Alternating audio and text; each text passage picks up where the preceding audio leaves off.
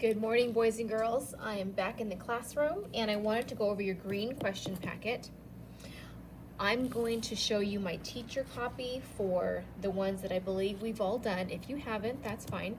And then we'll answer the new ones together, okay? So I believe that we have all three classes have gotten through this page. It's page 94. Right there on the bottom. And you guys can comment in the comments if we have or have not, but I'm going to give you the answer just in case. So those,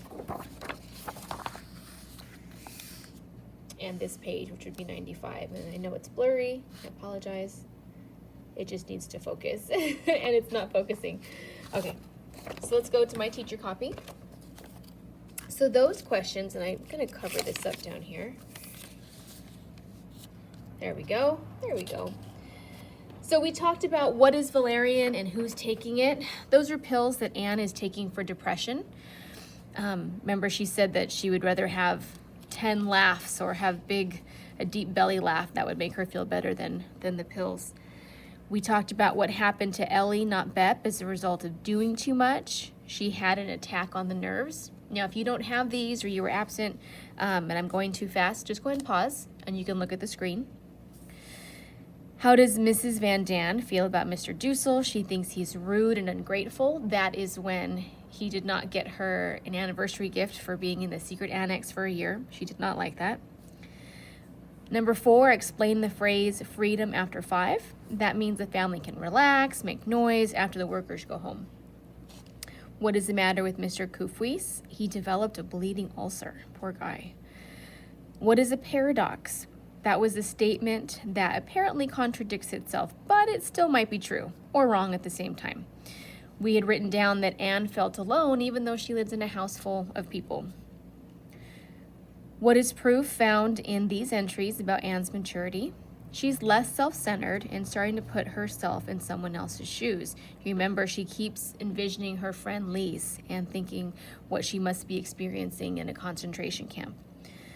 Who's getting suspicious of the secret annex? Mr. Marin, the warehouse man. What does Mr. Van Daan want to sell and why? Some of Mrs. Van Daan's clothes because they're running out of money. We specifically put her fur coat. I have some funny pictures from the graphic novel to show you how they depicted that. She did not want to give it up. Number 10, in what ways does Anne think that others are getting careless? They're leaving the curtains open and lighting fires. Could both be disastrous for the inhabitants of the secret annex. We read of a funny story about what happened to her fountain pen. She accidentally burned it in a fire when she put, I think they were beans on the stove, and she just must have dropped her pen in there. What did she give each person on St. Nicholas Day? A poem. What part of the plot is going on now, and how do you know? It's the rising action, and we're going to have a whole plot lesson tomorrow. If we talk about our plot mountain, goes up, comes down. So we're still in the rising action part, okay? Because Anne's still immature in her relationships and still unsure of her future. Where did it say peace? 1944, on their Christmas cake that Bep and Ellie made for them. What do Anne and Peter do to pass the time? They do crossword puzzles. Who was Anne's favorite boyfriend in the past? Peter Schiff, or Peter Wessel. I believe she changes his last name like she does some of the other characters in her entries. And then what activities does Anne get involved in during these entries? Dance, I believe ballet was one of them, family trees, and genealogical charts. And that's in the new reading that we've read. So hopefully you guys are all caught up to that point, and then we're going to do a couple new ones in the next video.